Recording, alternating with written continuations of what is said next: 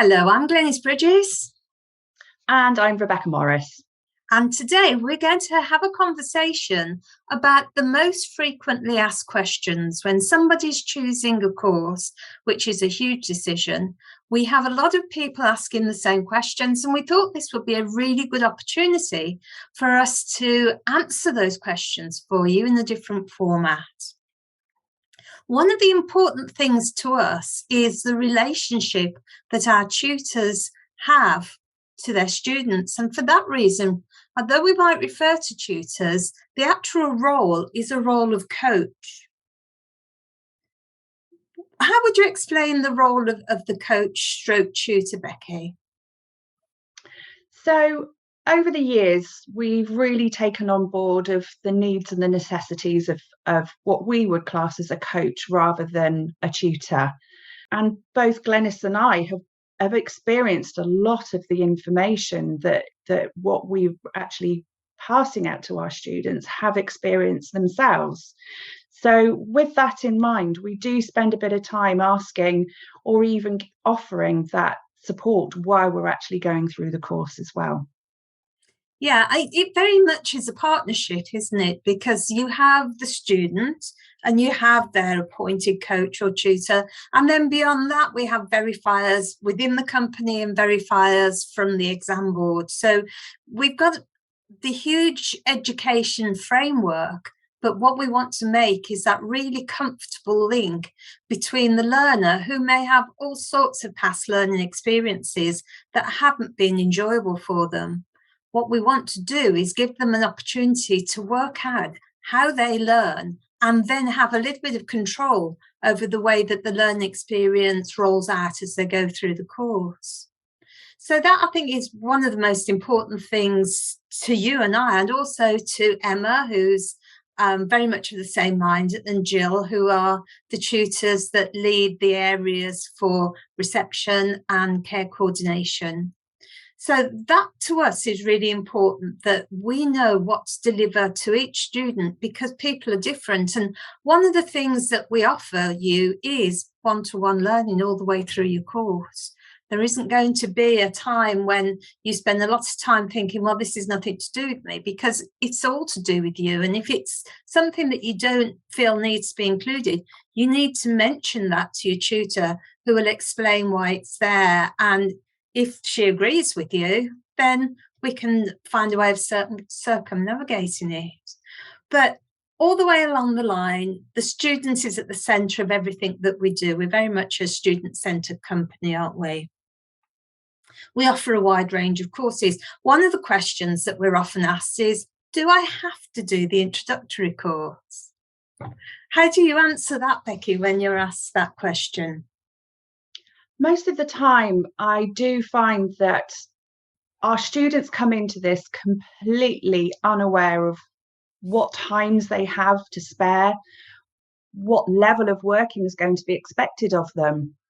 So within the introduction, this firstly, for quite a minimal cost, gives the student the opportunity to find out what level of work they need to actually provide, whether they have enough time in their schedule to be able to hand over, whether it's time to work with the tutor or whether it's time to actually do the homework. It's all about the awareness of what's actually going on. Also, actually thinking that you're going into such a large course with quite a high finance behind it, to be able to go through that process knowing that there hasn't been a huge cost towards it, actually lessens the pressure. I feel that when I've done an introduction course, I have the ability not to put too much pressure on myself. And therefore, I feel that I can actually do my best in that short amount of time, and knowing that if I do find it's not quite the right course, it might be that you want a different tutor. It might be that it's just not the right time for you. At least you've managed to have that awareness And usually we can find it usually takes 4 to 6 weeks to go through that process. And that's a good telling sign. So the introduction has been great for many of my students. Some of them actually do the introduction and might come back 3 months later when they just feel that they're ready to engage and be able to invest that year or so that they need to actually complete the full course. And I think another important point is that we don't ask for pre-course qualifications. We don't say that to do this course, you've got to have so many GCSEs, A-levels, degrees, or anything like that at all. And that's because so many people that will do really well on these courses may not have studied for years and years and may not have studied at this level ever before. And these introductory courses gives them the opportunity to recognise what we're talking about when we're talking about studying at levels 4 and 5 and beyond. So from that point of view as well, it is all about making an informed choice about the course that you take, rather than just going ahead and then finding yourself in a situation where you've got pressure from maybe work who've paid for the course, pressure from home, pressure from your tutor to send work in. Nobody needs all of that at the moment. I think everybody's stressed enough as it is, aren't they? Absolutely. So, yeah, we're putting everybody's interests in their own hands and they can make an informed choice. Which really brings us on to talk a little bit about the finances as well. Obviously, we're subject to the law, and the law considers that if we offer a course over more than 10 payments, then we're money lenders. And we've got to get a money lender's license, which is ridiculously expensive. However, in most cases, when courses are around about 10 to 12 months anyway, to divide the course payments into 10 equal amounts after the first £100 has been settled, gives most people the opportunity to find it affordable. So from that point of view, we do what we can to make the course affordable, but it does make it extremely complicated from our end about making sure that the payments are coming in. And there are things that we do ask students to do to set up a standing order so that it comes automatically. It's not a case of having to remember each month that you need to do it. But for the bigger courses, we're more than happy to take 10 payments. For the smaller courses, obviously, that doesn't make any sense, because if you're going to finish your course in 3 months, you don't want to wait 10 months for a certificate, because obviously we won't certificate until the course is paid for. So from that point of view, in each case, depending on the course that you're doing, then you'll need to talk to your coach, your tutor, and come to an agreement about payment. But it does remain the responsibility of the student to make those payments in line with the agreement that's made with the tutor at the beginning of the course. Would you like to add anything to that as the accounts department, Becki? No, I think you've covered it pretty well. I always just ask to make sure that someone puts a reference down in the payment or the instalment so we know which student it is, because at one time we could have 30 plus students making payments. So if you could just put a reference down, or request that your employer just puts your the invoice number, or even the your surname, that would be really helpful. But otherwise you can set whether it's 6 or 10, even with the standing order. So it just reassures you that everything is all tied up nice and neatly for you. Absolutely.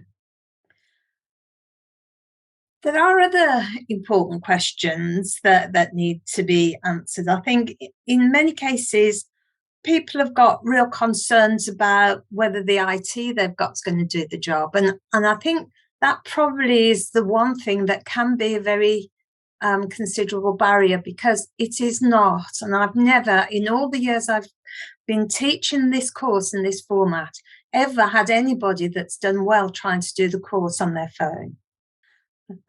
You need to be able to have access to Word. People that have their work translated from Apple Mac, is it Pages in Apple Mac, It does tend to move everything into a peculiar place, and they probably spend more time correcting the format than they do doing the work. So if you do have an Apple Mac, then you would need to download Word, which is, as I understand it, a free option anyway, that you can do that. So that from the IT point of view is really important for you to have that clear and ready at the beginning. So when somebody applies for a course, the first thing we'll do is an induction activity. And that'll give them the opportunity to download information off our website from the portal, to save it to their computer, to work on it, to upload it, and to send it to us, because that's the process they'll be doing all the way through. The way that people learn will be with having a half an hour at least with a tutor one-to-one, talking to that tutor, preferably with the internet, but if not, over the telephone, just simply over the telephone, that can work. It's not ideal, but it can work. And then they will do learning activities, which they'll upload and send in. And they'll work through the learning activities until they come to an assessment activity. And that will either be a missing words for level 3 courses or an assignment for level 4. But the idea of the induction courses and the introductory courses is to make all of that familiar before you actually do anything that's ever going to count towards the end of your course. Can you think of anything else that's really important to tell people at the moment, Becki? No, I think you've pretty much covered everything when it comes to the IT side of things. I have had students who have had to wait to do their homework on a computer at work, because it's just easier for them to set some time aside for themselves. Something I do offer is to add my students into the diary, so that when I've arranged a time with them, I share that from my diary to theirs. That can help sometimes. We all have little moments and glitches where we might forget that we've booked ourselves in for a lunch break. And I just find that covers each other. Plus, we also have WhatsApp, which we actually utilize quite a bit. I do have a couple of jobs, so I find that WhatsApp, I'm always available then, because even if it's not a phone call that I can answer, I can at least answer something quick and easy on a WhatsApp, and it's there waiting for me to sort of respond to. So WhatsApp has its benefits. I don't want to say that, you know, we have to keep chatting in between it, but I think sometimes we do work late hours and we just want to send a message over so that we've got something covered for the next day.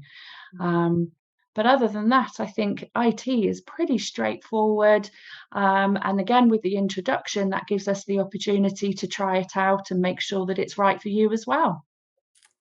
Very much the case, yes. So if you're looking at this and wondering whether you're going to go ahead, do get in touch and talk to us, or go on the website and make your application.